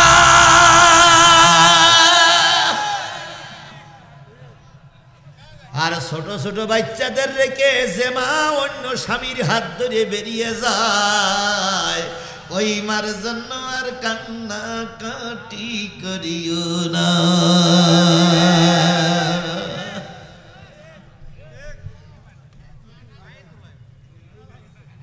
ছোট ছোট বাচ্চাদের কথাও ভাবলো না। গোবিন্দগঞ্জের সোনার ছেলেরা কি করবে? যে গোবিন্দগঞ্জের ছেলেরা জিয়াদের তাফসীর মাহফিল করতে দেয়নি, আমি যদি পালাই যাই তাদের হবে নাকি? একবারও কি ভেবেছে যে সুতরাং যে বউ পালাই যায় ওই বউ নিয়ে আর ঘর সংসার করা যাবে না? ও বউ পালাই গেছে, পালাই নিয়েই থাক, নতুন কিছু খোঁজো। যে জিনিসটা বোঝাতে চাচ্ছিলাম সেটা হলো, আল্লাহ নবী জেল খাটলেন কয় বছর? আরো জোরে। তুমিও যদি কোরআনের পথের প্রতীক হও, তোমার বেলায়ও জেল আসতে, সবার বেলায় আসবে তা না, কিন্তু আসতেও পারে। আল্লাহর নবী জেলের ভিতরে 3 বছরে পানি নাই, খাবার নাই, কিচ্ছু নাই। তারপরে নবী 3 বছর জেল খেটে বেরিয়ে আসলেন। এরপর আল্লাহ পাক বরকত দিল, সুবহানাল্লাহ। তাহলে ওরা সিদ্ধান্ত নিল, ইসবিতুকা, তাকে গ্রেফতার করে রাখো, জেলখানার ভিতরে রাখো। আবু জেহেলের কথা শুনলো। এরপরে একদল বলল, ইখরিজুকা, বের করে দাও। বের করে দিলে কি লাভ হবে? এই দেশে ঝামেলা মরে যাবে। তখন বড় শয়তান মুরব্বী বলতেছে, বের করে দিলে ওই বাইরের রাষ্ট্রে যে লোকজন তৈরি করি একসঙ্গে আক্রমণ করবে। আরে বাবা, বন্দি করে রাখলে হবে না, বের করে দিলে হবে না, তাহলে করতে হবে কি? বড় মুরব্বী আবু জেহেলের ডেকে কানের কাছে মুখ লাগাই, মুখের কাছে কান লাগাই বলতেছে, কানের কাছে মুখ লাগাই বলতেছে, ইয়াকতুলুকা, হত্যা করতে পারবা? মেরে দিতে পারবা? ঝামেলা কি হয়ে যাবে? শেষ হয়ে যাবে। সিদ্ধান্ত নিল, বের করে দেব অথবা হত্যা করব। এবার পরিকল্পনা হয়ে গেল, সবাই নবী একসঙ্গে পরিকল্পনা হলো, নবীকে কি করবে? আরো জোরে বলেন, কি করবে? এখন ডাইরেক্ট যদি হত্যা করে, ডাইরেক্ট যদি গুলি করে, সরকারের পরে চাপ আসতে পারে। তাই বুদ্ধি শুদ্ধি করে একটা কোর্ট তৈরি করলো। যেই কোর্ট তৈরি করলো আবু জেহেল, যেই কোর্টের বিচারক আবু জেহেল, যেই কোর্টের সাক্ষী আবু জেহেলের লোক, যেই কোর্টের রায় কার্যকর করবে আবু জেহেলের লোক, যেই কোর্টের সব আবু জেহেলেরা। আর ওই কোর্টের একমাত্র আসামি হলো আমার নবী। দেবে ওনারা, রায় কার্যকর করবে ওনারা, নবীর কিছু বলার থাকবে না। এই কোর্টটার নাম হলো শেখ হাসিনার ট্রাইব্যুনাল। সেই কোর্টটার নাম হলো আবু জেহেলের কোর্ট। আবু জেহেল নিজে কোর্ট তৈরি করেছে, বিচারপতি নিজে ফিট করেছে, রায় দেবে বিচারক, কার্যকর করবে আবু জেহেল। এই কোর্টটার নাম হলো আবু জেহেলের ব্যক্তিগত কোর্ট। কোর্ট তৈরি হয়ে গেল। এরকম সিস্টেম না, আবু জেহেল সব দলের থেকে একজন করে নিয়ে বলল, তোমরা এখানে বড় একটা গর্ত খোঁড়ো। কি খোঁড়ো? রাস্তার পরে, মেন রাস্তায় একটা গর্ত খোঁড়ো। গর্তের পরে হালকা কিছু ছাদ দাও, যাতে করে একটা মানুষ পড়লেই হুড়মুড় করে পড়ে যায়। তোমরা গর্ত খোঁড়ার কাজ করো। আমি নবী মুহাম্মাদের কাছে গেলাম, পাম্পট্টি দিয়ে ফাসলাই কোন ভাবে আনা যায়।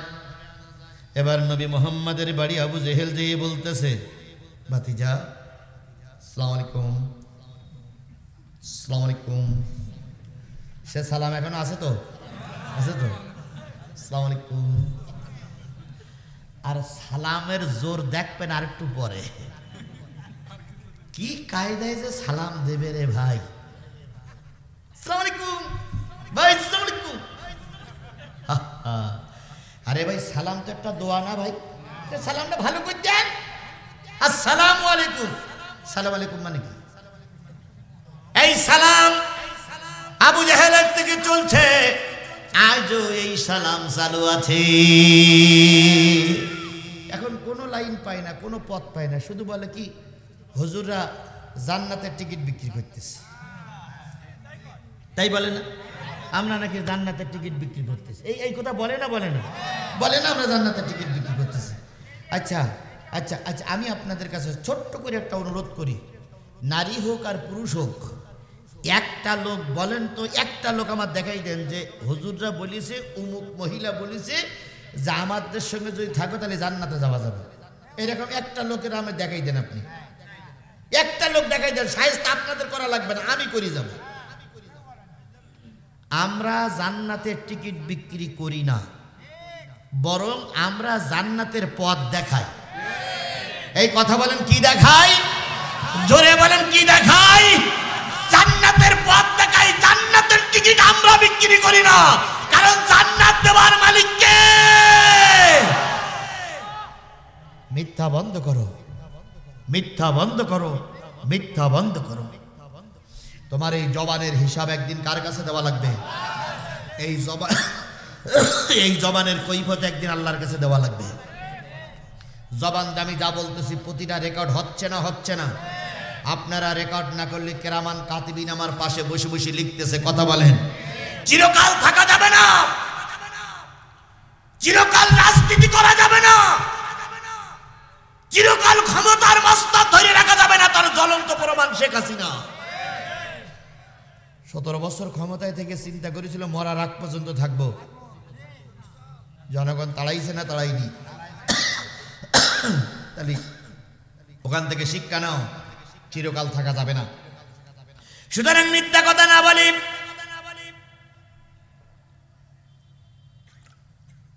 কোন হুজুররা জান্নাতের টিকিট বিক্রি করে না, হোক সে চরমনাই, হোক সে হেফাজত, হোক সে অন্যান্য ইসলামী দলের লোক, কখনো তারা জান্নাতের টিকিট বিক্রি করে না, বরং সব হুজুররা বলে এই পথে চলো, কোথায় যাওয়া যাবে? জান্নাতে যাওয়া যাবে। জান্নাতের পথ দেখাই, জান্নাতের টিকিট আমাদের কাছে নাই। আমরা জান্নাতের টিকিট কোন জায়গায় পকেটে রাখি না, জান্নাতের টিকিট আমাদের কাছে নাই। এই 2-3 জন লোক উঠলেন কেন? 2 জন লোক, মুরব্বী মুরব্বী,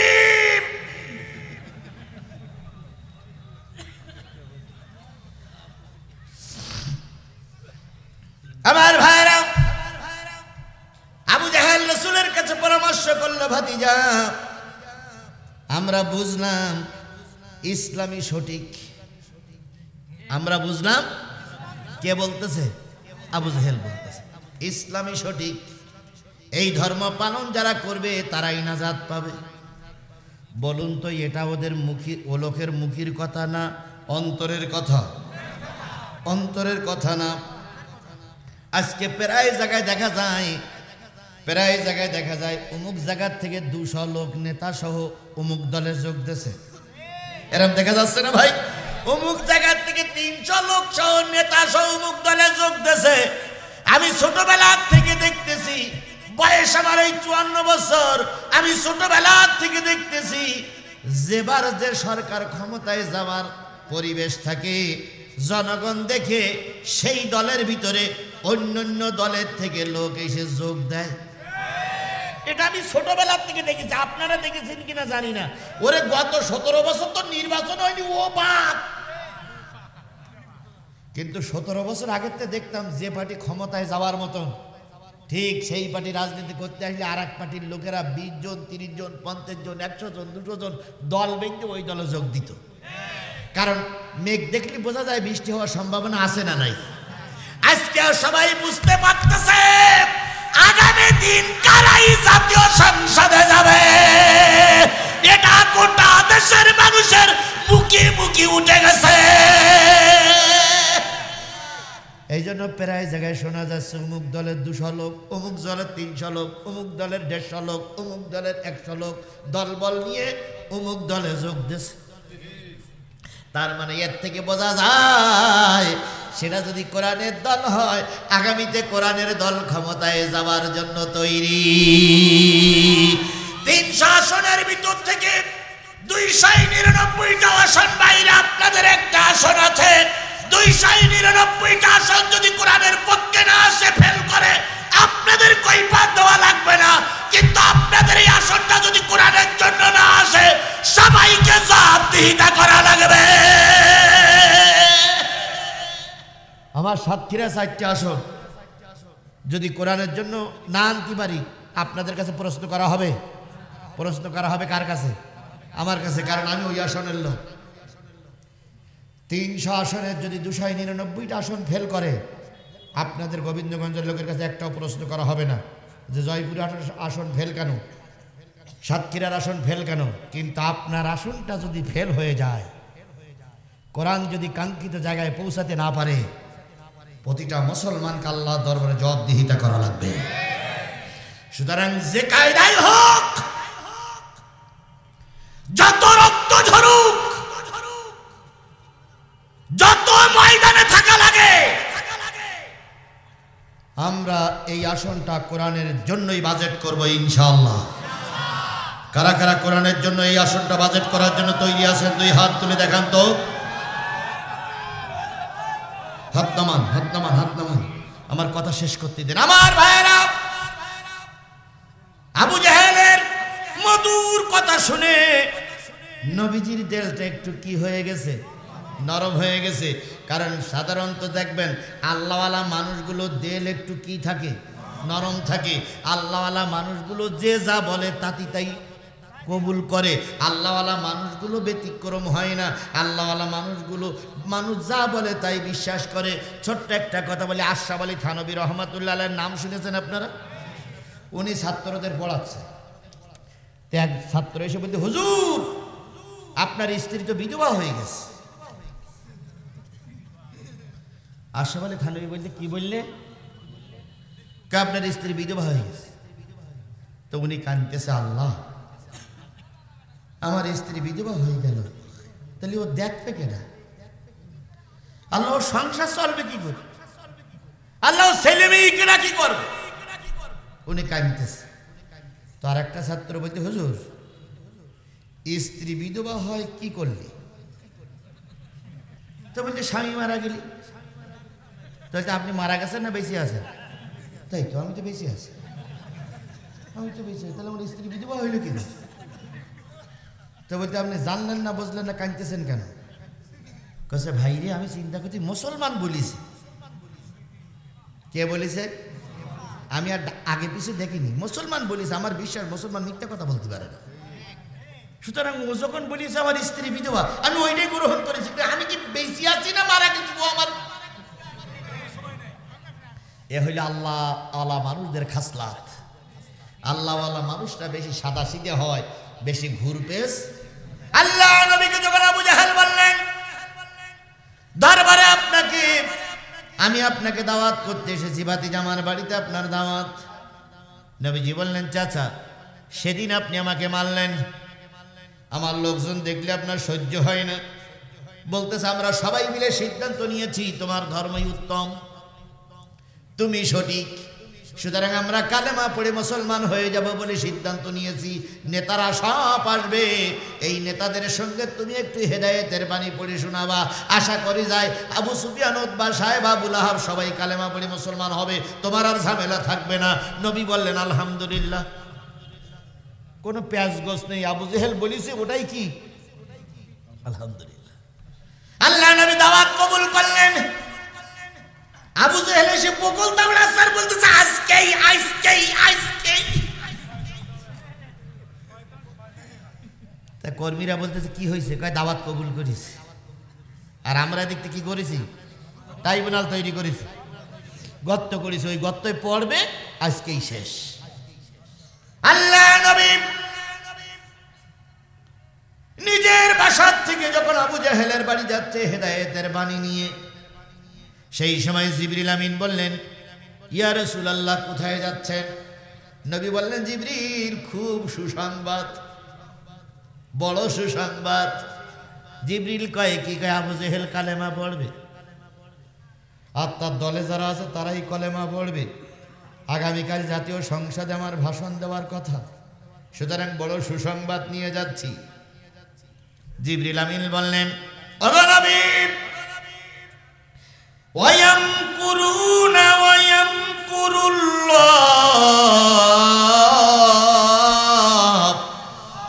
আল্লাহু খায়রুল মাকিরিন।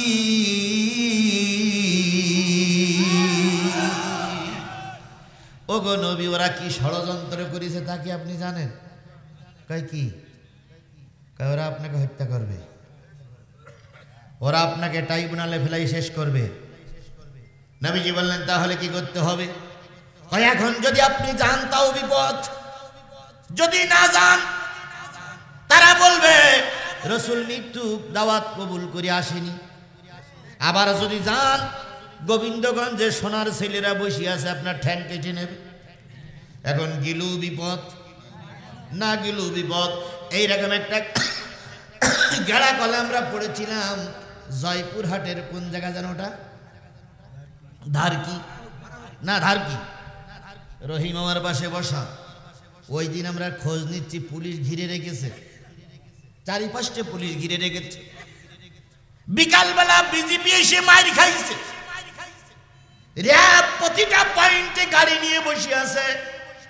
এবার জয়পুরহাটে রহিম আমি সহ নেতাদের সঙ্গে পরামর্শ করলাম, আজকের এই মাহফিলটা যাওয়া ঠিক হবে কিনা। নেতারা বললেন, জিহাদির দুইটা পয়েন্ট, যদি আজকে মাহফিলে না যান আপনার বেঁচে গেলেন, কিন্তু ওরা বলবে আমরা জিতে গেছি। আর যদি মাহফিলে যান, নিঃসন্দেহ আজকে মার খাওয়া লাগবে, মামলা হতে পারে। আমি সেদিন যা বলেছিলাম রহিম জানে, আমি বলেছিলাম আল্লাহর কসম, যদি জিহাদির লাশ পড়ে তবু বাতিলের কাছে ময়দান ছেড়ে পালিয়ে যাব না।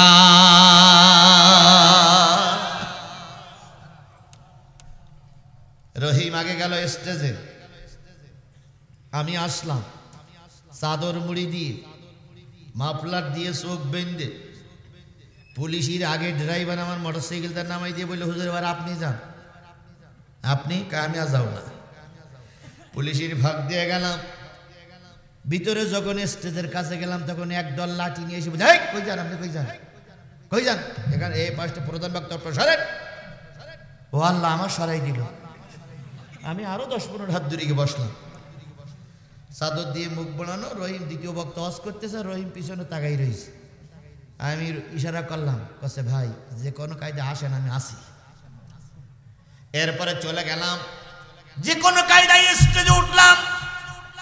স্টেজে উঠে যখন মাথার থেকে রুমালটা খুললাম, মাফলারটা খুলে যখন দাঁড়ালাম, তখন বুঝলো জনগণ জিহাদি মঞ্চে হাজির।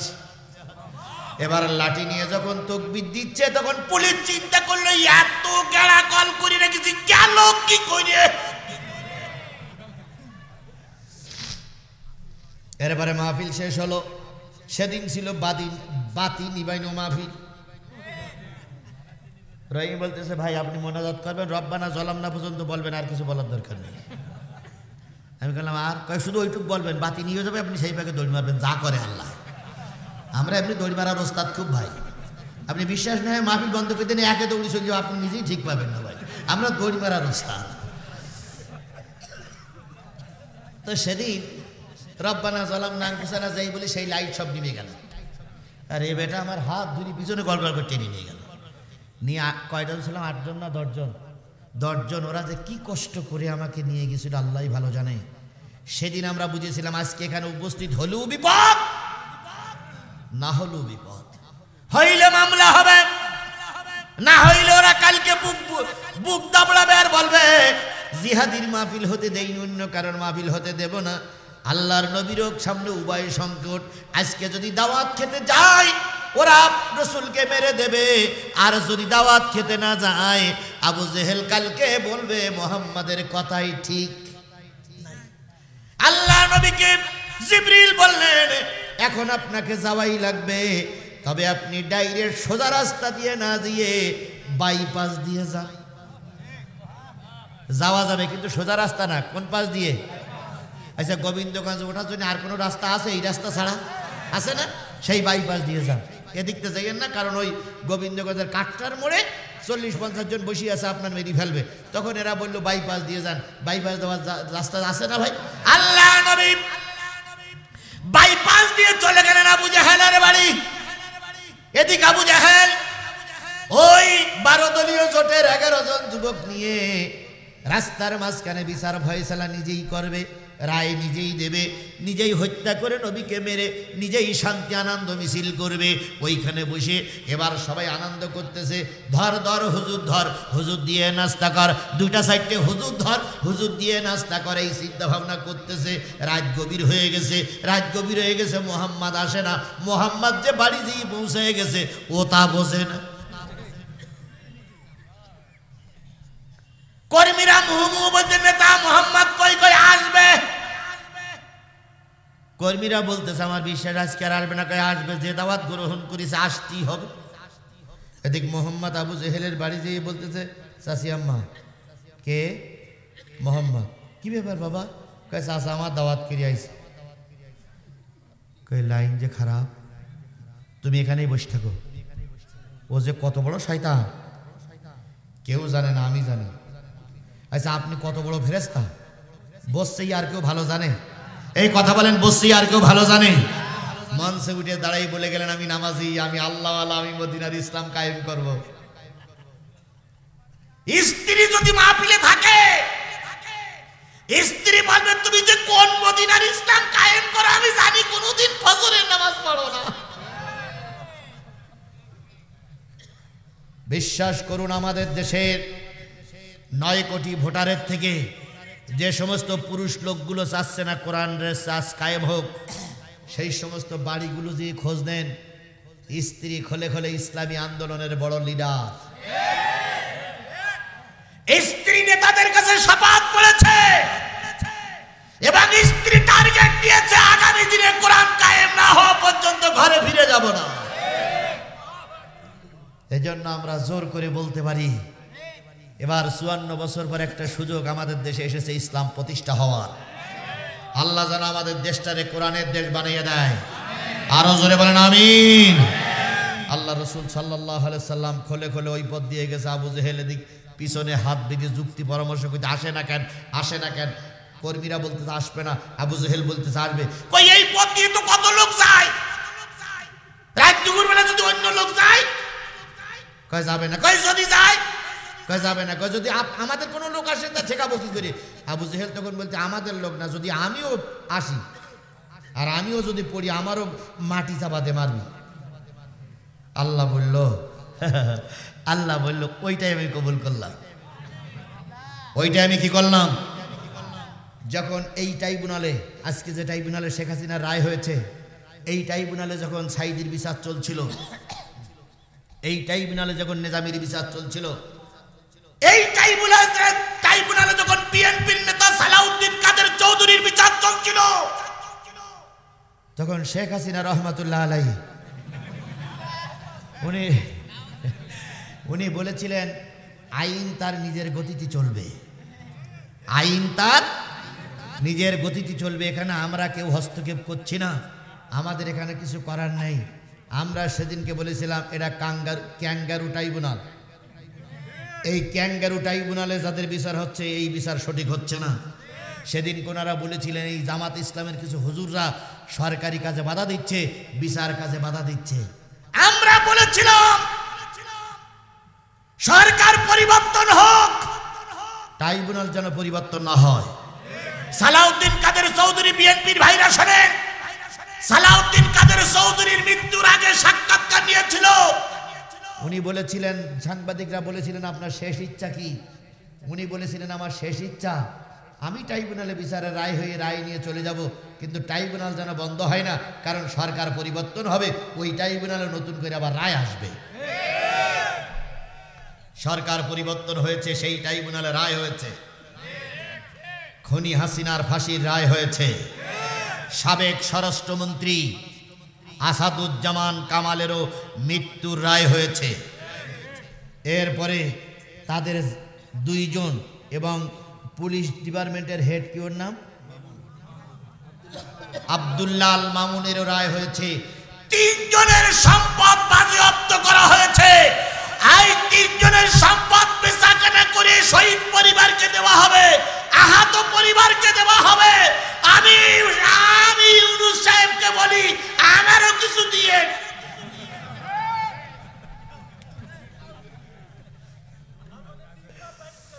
যদি বলেন কেন, আমার নামে 20টা মামলা ভাই। এই কোন জায়গায় মার খাইলাম? না না না না না না, জয়পারহাটের ওই সে কোন জায়গায় বললাম, ধারকির মামলা। এরপরে রাজা বিরাটের আলালদের বাড়ির মাহফিলির মামলা, বউলা দিকের মামলা। পুলিশ মিডিয়া একেবারে ন্যাংটো করে ফেলেছিলেন না আপনারা এর ভিতরে তারাই আছেন, আমি দেখতেছি এর ভিতরে তারাই আছেন। পুলিশের সেসব পায়জামা খুলে ফেলেছে, ধাঙ্গিয়াটা ছিল। পুলিশ বলছে ওটা খুলিস নে, লোক বলছে তুই কোন পুলিশের পুলিশ, ওটাও খুলে ফেলবো। শেষ পর্যন্ত কোনো কায়দা জাঙ্গিয়াটা ছিল, সেখানে এক মামলা। এরপরে যে গাইবান্দার 2টো মামলা। তাহলে আপনাদের জেলায় শুধু ওই একটা, এই 2টো আর এই একটা, এইখানে শুধু 4টি মামলা। আর আমার জেলায় যশোর জেলায় 4টে, আমার জেলায় 12টা। 12 আর 4 16 আর 4 20টা মামলায় 5 দিন গুম থাকলাম। বাড়ি ঘর ভেঙে দিল, গুলি এই পাশে করেছিল, তাই এই পাশে বেরোয়নি। তালি এই শেখ হাসিনার টাকা আমি পাবো না, থেকে জিব্রাইল পাবে।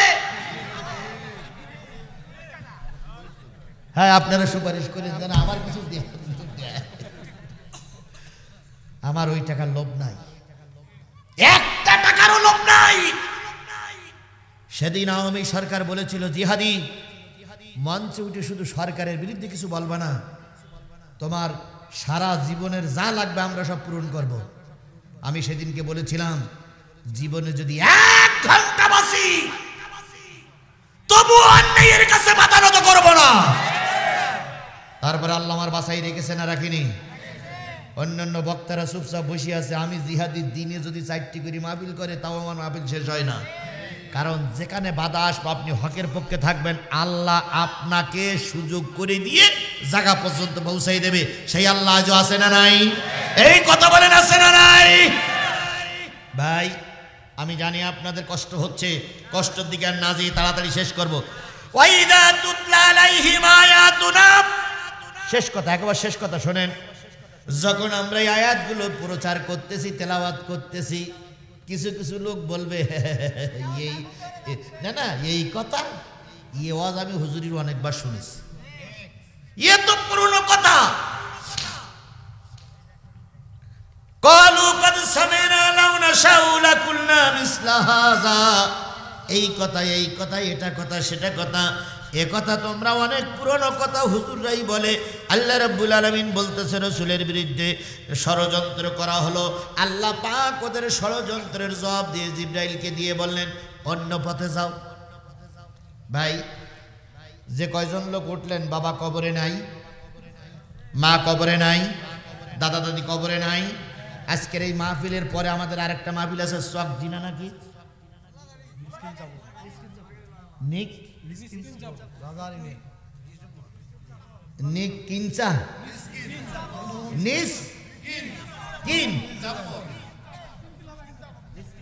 নিস্কিন চাপর, কতই জানো? ডিসেম্বর 17ই ডিসেম্বর। আপনি চিন্তা করেন, চিন্তা করে ভুল বুঝেন না, মনে করতেছেন আজকের এই মাহফিল শুনলাম না উগানকে শুনবো না। ওই দিন আবার কার ফাঁসি জয় হয় আল্লাহই ভালো জানে। সেদিন আর শেখ হাসিনার রায় হবে না, সেদিন অন্য লোকের রায় হবে। সুতরাং দয়া করে মোনাজাত না করে আমরা কেউ বাড়ি যাব না। আমি বারবারই বলি, আমার যেখান থেকে উঠি সেখান থেকে 2 ঘন্টা আলোচনা করি, দয়া করে আমাকে একটু সময় দেন। হয়ে গেছে আমি আর বেশিক্ষণ আলোচনা করব না, শুধু আলোচনাটা শেষ করি। আল্লাহ রাসূল সাল্লাল্লাহু আলাইহি সাল্লাম চলে গেলেন, আবু জেহেলের দিক বসিয়ে আছে, মোহাম্মদ আসলি মাটি চাপা দিয়ে মারবে। আবু জেহেল ঘুরতে ঘুরতে হঠাৎ করে আচমকা গর্তের ভিতরে পড়িস। শেখ হাসিনা মনে করেছিল আমার বিরুদ্ধে কেউ রায় দেবে না, তাই 13 তারিখে কি ডেকেছিল? লকডাউন। আর 17 তারিখ কি দেখলো? শাটডাউন। কোন ডাউন কি কোনো জায়গায় কাজে লেগেছে? এই কথা বলেন, কোন জায়গায় কি কাজে লেগেছে? বরং কালকে রাত রাত্রি আমি সারা রাত রাস্তায় ছিলাম। ড্রাইভার আর সাথীদের বলেছিলাম লাঠি লাঠি আছে, কয় বাসের লাঠি আছে। আমি কই ঠিক করে রাখ, আজকে যারা শর্ট ডাউন দেবো ওইটারে এমন ডাউন দেবো যে 6 মিনিটেই বাড়ি যাবো।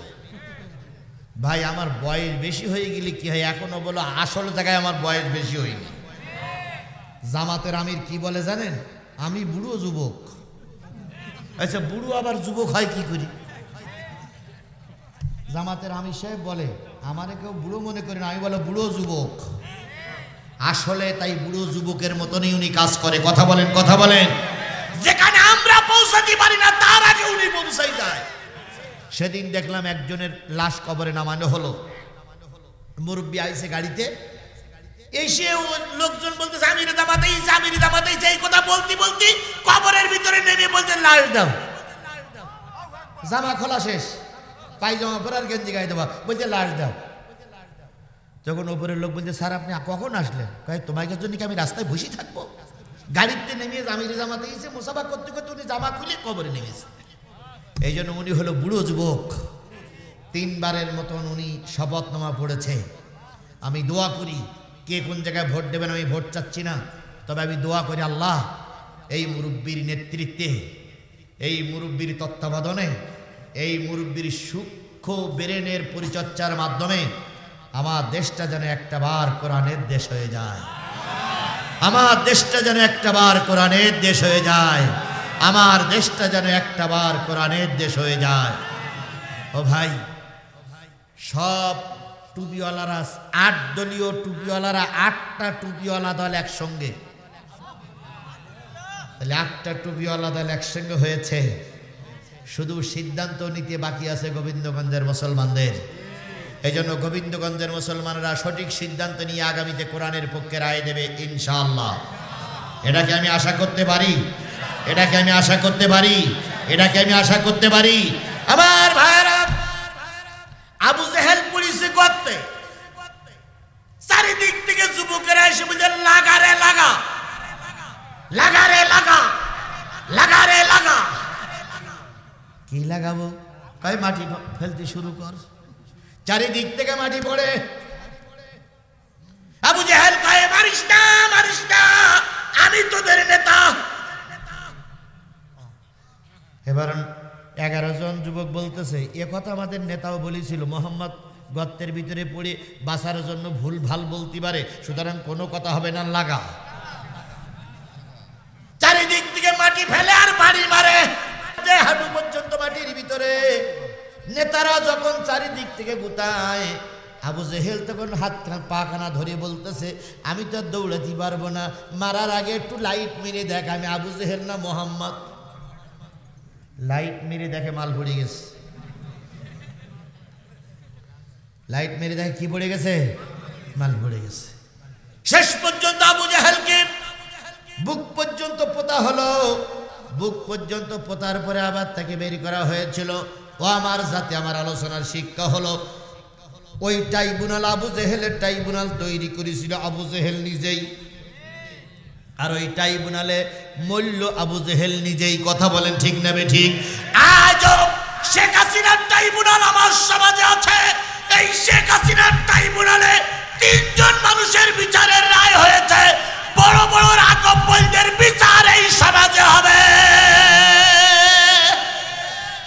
তবে আমরা স্পষ্ট করে জাতির সামনে একটা আগাম আহ্বান জানাচ্ছি, যারা দোষী নয়, যারা দোষী নয় তাদের পরে কোনো অত্যাচার হবে না। সেটা বিএনপি অহদাবদ্ধ, জামাত অহদাবদ্ধ। আল্লাহ রসুল বলেছিলেন আমি যদি সবার যদি বিচার করি তাহলে আমি কালেমার দাওয়াত দেবো কার কাছে? সুতরাং আমরা বিচার করব সেই সমস্ত রাগবলদের যাদের কারণে দেশের ক্ষতি হয়েছে। কিন্তু আপনারা যারা সাধারণ মানুষ আছেন চিন্তা করবেন না, আপনাদের কোনো ক্ষতি কেউ করবে না, কারণ আপনি আমার ভাই, ভাইয়ের মতন থাকেন, আপনার ক্ষতি কেউ করবে না। উল্টো পাল্টা করিয়েন না, ক্ষতি হবে না। সুতরাং আমরা সোজা হয়ে থেকে আগামীতে সঠিক সিদ্ধান্ত নিয়ে কোরআনের পক্ষে থাকবো। এ কথার সঙ্গে আপনারা একমত? কারা কারা একমত? 2 হাত উঁচু করে মালিকের দেখান। আল্লাহ এই হাতগুলোরে কোরআনের জন্য কবুল করুক। আল্লাহ এই হাতগুলোরে কোরআনের জন্য কবুল করুক, আল্লাহ এই হাতগুলোরে কোরআনের জন্য কবুল করুক। আমিন সুম্মা আমিন বিজুদিকা আমিন বিনতিনানিকা আমিন। ইয়া আল্লাহ ইয়া রাব্বুল আলামিন। সূরা ফাতিহা ইখলাস শরীফ পড়েন, একটা লোক যেন না ওঠে। এবার পেশাব লাগলে